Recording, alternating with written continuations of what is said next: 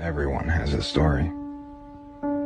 Everyone has been through something that has changed them.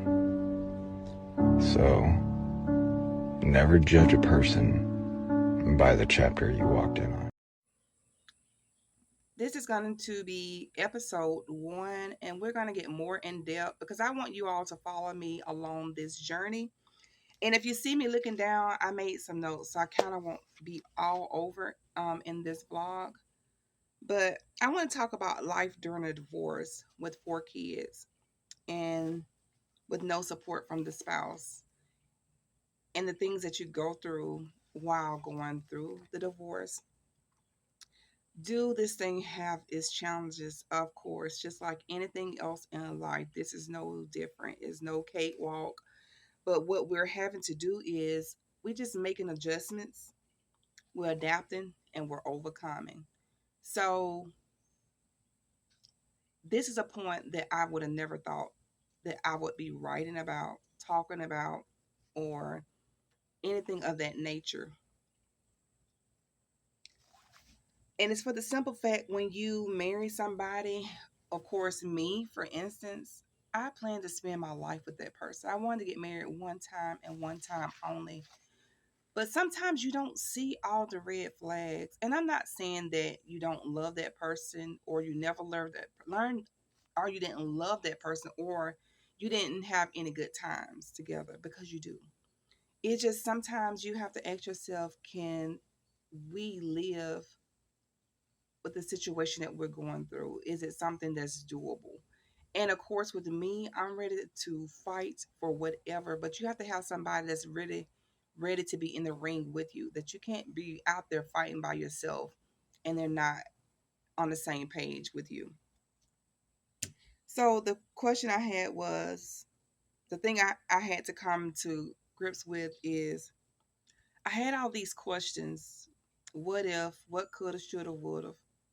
And at the same point, you have to get to a point where you ask those questions and you answer them and you be done with it. And realize it is what it is. It's not going to change. You can't make somebody love you. You can't make yourself love somebody.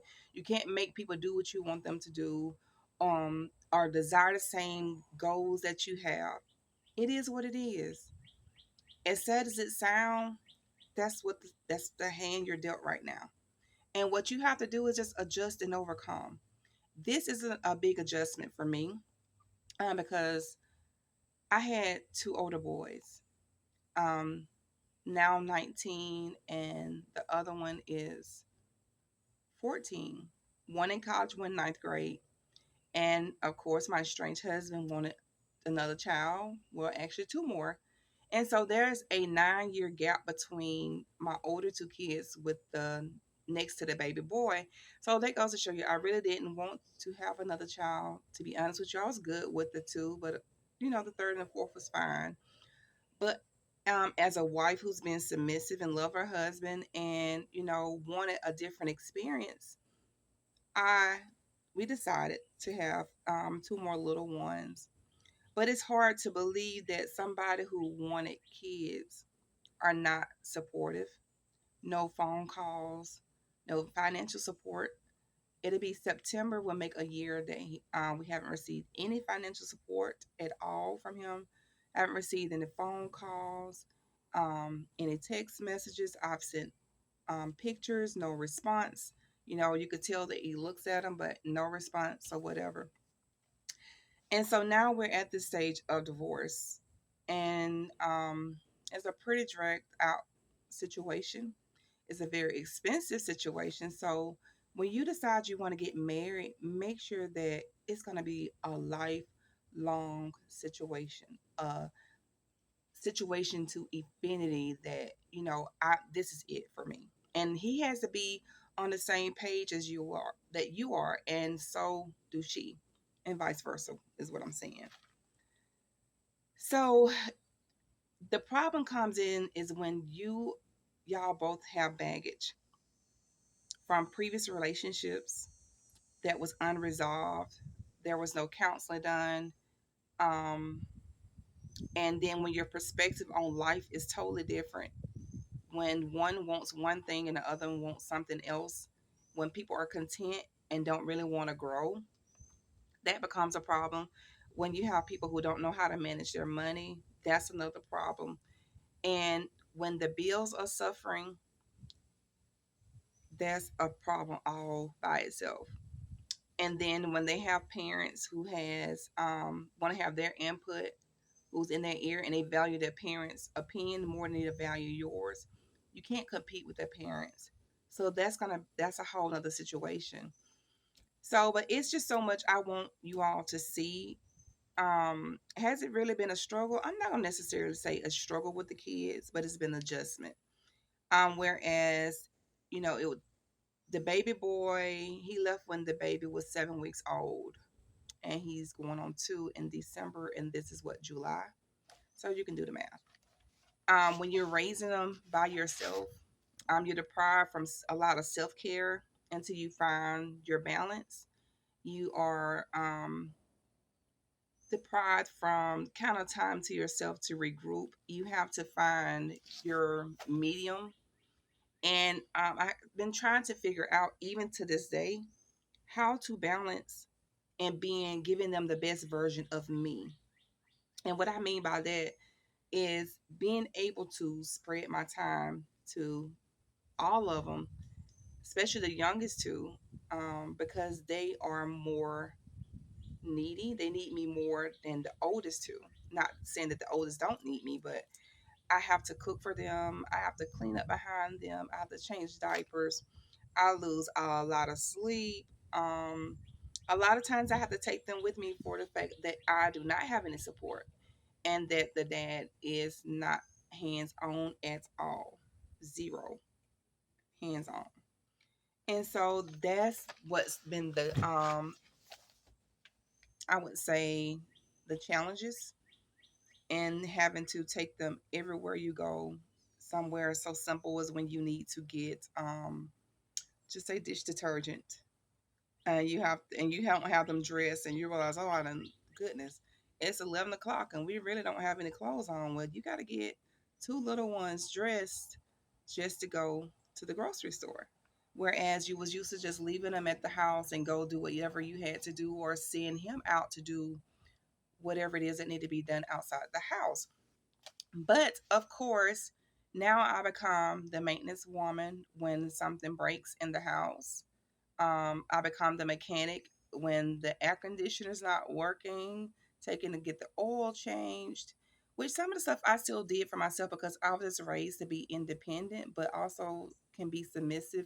But if you can't get to it, then I can do it. That's not a problem.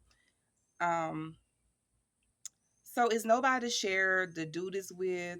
And I don't think it's so much hurtful to me. I think it is hurtful to me because of the 5-year old understands that his dad is not there and he desires that relationship. So that's where the hurt comes in. So to my moms and dads who are out there and you're not with your kids, you're not raising your kids, don't do it for not necessarily for that woman, X her that woman out or that man out. Do it for the kids. Because in the long run, they are the ones that suffers the most. They are the one that needs you the most. And when he cries, that's the hurt to me. And so, and I did talk to his dad one other case, and I was like, my job is to protect my kids and their feelings. So if you're not going to be there permanently in their life, I'm not going to allow you to choose when you want to be there and you in and out.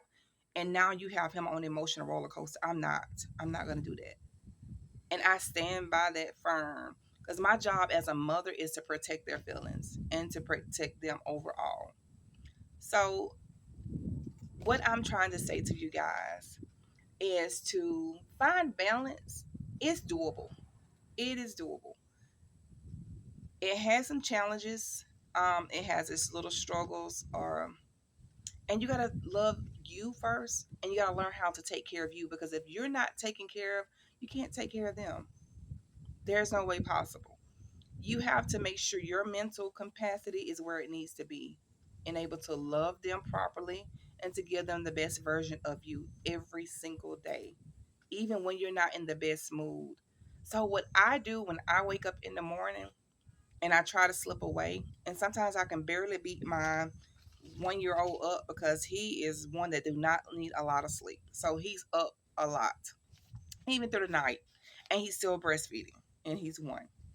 So, what I have to do is get up in the morning times and I go meditate, I go pray, and I read my word. I read the Bible. And I find something, Google something that, like if it's faith and it's something I'm struggling with for as in my faith, I meditate on that. And then my prayer to God every time I pray that never really changes because these are things to ask God to give me soft words. Give me honey. Give me the sweetness. Allow me to be the best version today for my kids. Allow me to be attentive. Give me a fresh wind every single morning. Every single morning. Give me perseverance. Give me strength to make it through the day and to love them and them to know that I love them. And give me the energy to accomplish all the goals that I have set for today. And that's it. And I just thank him for today and for his guidance. So it's doable. And I just want to encourage you, you can do it too. It's not the end of the world. It's not going to always be your chapter. This is not always going to be your portion. This is not your destination. God had to remove something or someone out of your life so he can give you what's for you. And it's bigger blessing than you ever seen in your life. So I'm going through right now.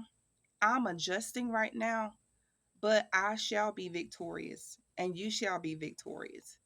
So just hang in there and know that it's doable. And if you'll subscribe, I have more to come.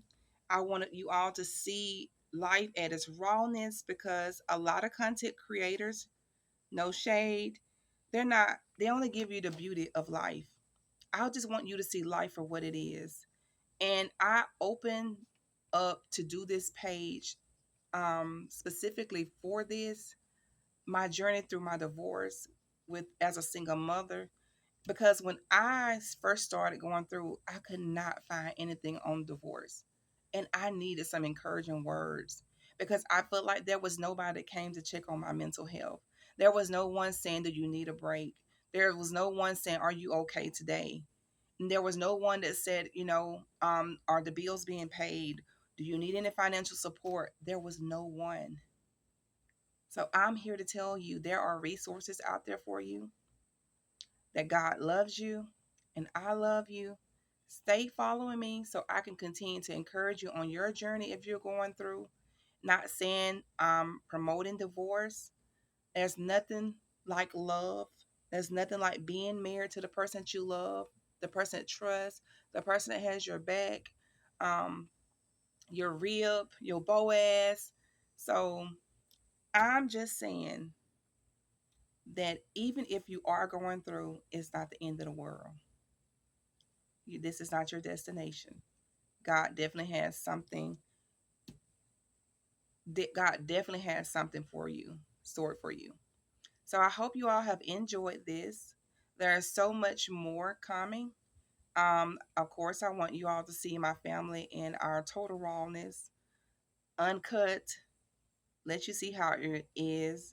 And also, there are some beautiful moments when we make a lot of memories, like we always have.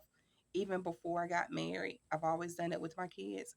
So I just want you all to join me and for the ride, for my journey, and for those who believe in a word of prayer, pray for me as I pray for you. Love you guys.